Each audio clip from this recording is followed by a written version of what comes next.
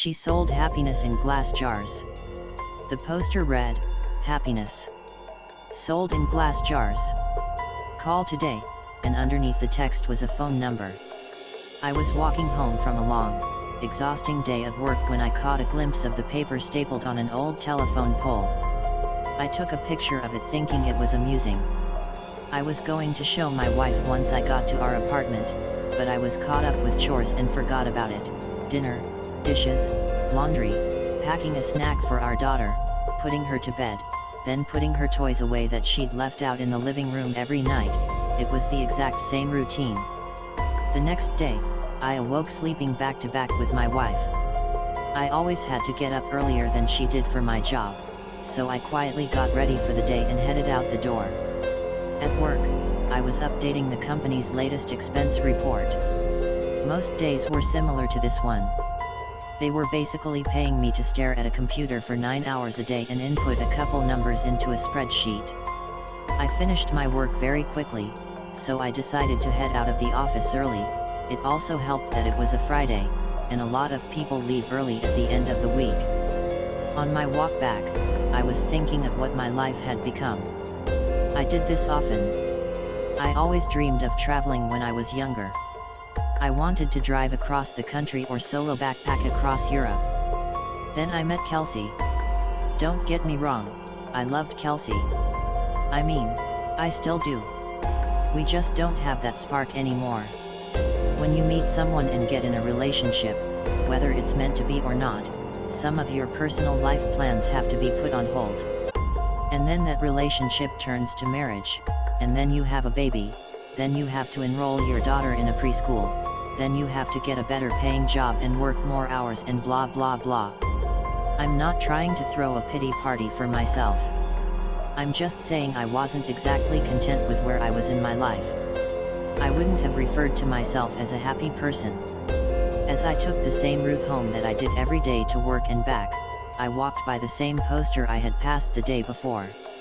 I don't know why, I really don't, but I decided to call the number. I figured it would be some joke. Maybe someone just picks up and says, "I love you," on the other end and hangs up. Or maybe it's a line to a sex worker. I had no idea what to expect. I called. It only rang once before someone picked up. "Hello," a woman said. Hi, I'm calling about your poster. Your ad." "Oh, awesome," she said calmly. "When do you want to pick it up?" "Pick what up?" "The jar," she said, like it was the most obvious thing in the world. "Oh, of course, I realized then that I had left work early without telling Kelsey, so I could just go pick it up now and she'd be none the wiser. What exactly is it that you're selling?" "I just told you. It's happiness. In a glass jar. Like the poster said. Happiness keeps best in glass jars. They're more durable than, say, a plastic bag." Okay. Should we meet somewhere?" "For sure. I don't want you to end up being a creep or something, so let's go to a public place." The public place we decided on was a Starbucks parking lot a little over a mile from me. Now, I didn't think I was really going to be buying a jar of happiness or whatever. I was 99% sure she was going to sell me drugs. Maybe heroin would be in the jar. I remember thinking, oh no, happiness is probably a nickname for some street drug and I'm going to a drug deal. What if she's a cop? Am I going to be arrested?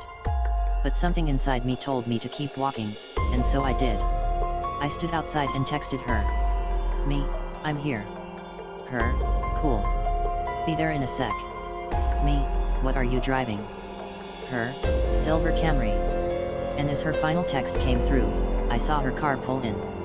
She took a spot not too far from where I stood. I could see there was no one else in the car, which put my kidnapping fear to rest. She opened her door and stood on the pavement, looking around until her eyes met mine. I gave her a little nod of acknowledgement. She simply responded by waving her hand, gesturing for me to come over to her car, so I did. She was young, maybe mid-20s, with curly, golden hair. Her skin was pale and contrasted with the all-black outfit she was wearing. I thought she looked like Glinda the Good Witch from The Wizard of Oz had put on the Wicked Witch's clothes. "Nice day out," she said as a greeting. "Oh, yeah it is." Hadn't really paid attention to it. You were the one that called about the jar, right? Yeah, that was me. Cool, well, here you go. She handed me a very small, glass mason jar. It couldn't have been more than 2 inches tall. Inside of it was a light. Not a light bulb, just light. It was like someone bottled up sunshine. It glowed even in the mid-afternoon daylight. It looked like a tiny sun, or a tiny universe existing in this little crystal-walled home. I was admiring it with no attempt to hide the awe on my face. Pretty rad, isn't it? What is it? You've asked that, like, 3 different times, I think. My answer is still the same. It is happiness. Happiness in a glass jar. What do I do with it? Keep it, she said simply. If you have any problems, shoot me a text. She started to get into her car. Wait. I said, I thought you were selling this? How much is it? Don't worry, man, she said with a smile. You'll pay. She closed her door and I stepped out of her way as she backed up, then drove off. What the hell had just happened? What was I holding? I looked down at the jar again. Its radiance was simply mesmerizing. I put it in my pocket and could see its glow slightly through my pants. I began to walk home. What was just a nice, sunny day, quickly changed into a rainy one with clouds wrapping the sky. It was not forecasted that it would rain, or else I would have ridden the bus or subway to work that day. I jogged home trying not to get too drenched. I finally found shelter once I made it to my apartment building. I walked up to my door and found that my key wasn't on my keyring anymore. Shoot, I can't believe I lost it again, I thought. I knocked on the door and said in a somewhat loud voice, "Hey babe, it's me. I don't know what happened to my key." I heard the door being unlocked from the other side. When the door opened, I was greeted by a large, heavy-set man with greasy hair and unkempt goatee. He said, "I think you got the wrong door, bud." "Oh." I said, disoriented, "My bad, sorry, have a good one." He let out a chuckle as he closed the door. Apartment number 33. I know that was my apartment. I know it was. I'd been in apartment 33 for 5 years now. But that was not my apartment. From what I could see inside, all the furniture was different, it was painted a different color, it was all wrong.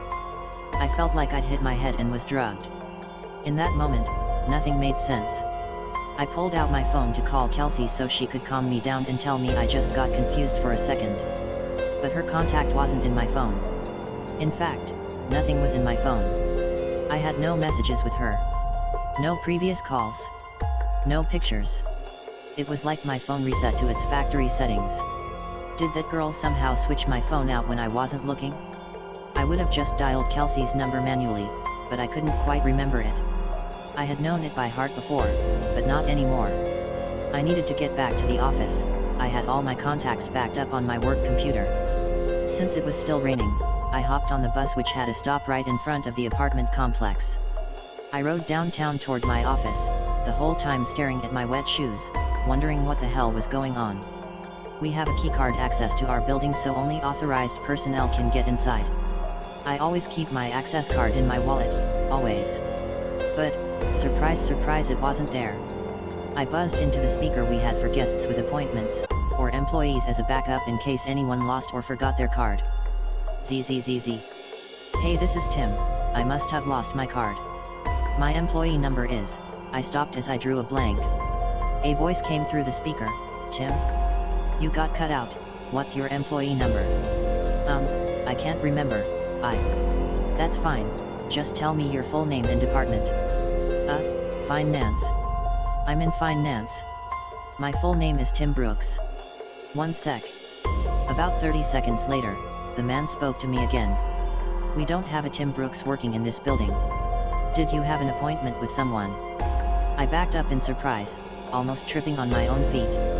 I had just been in that office an hour or two ago. What was happening to me? I felt like I was getting Alzheimer's but going through every stage in one day. I stared at my hands, unsure if I was in the right body. I felt like the world around me was disintegrating.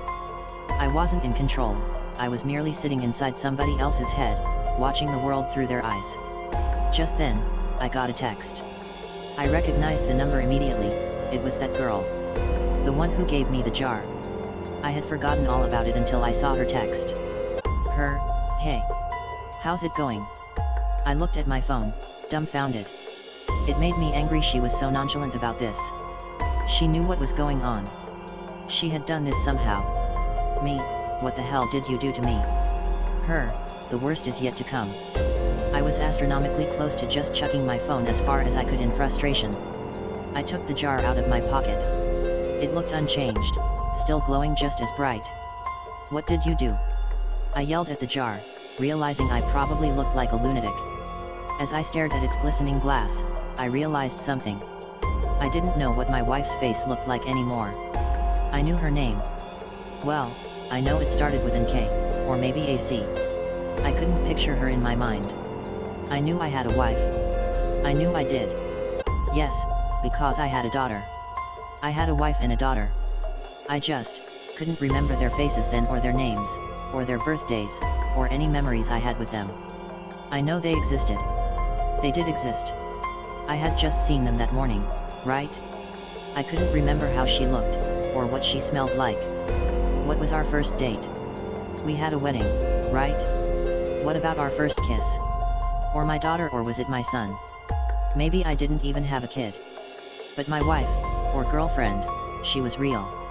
I knew she was. The thought was tearing me apart.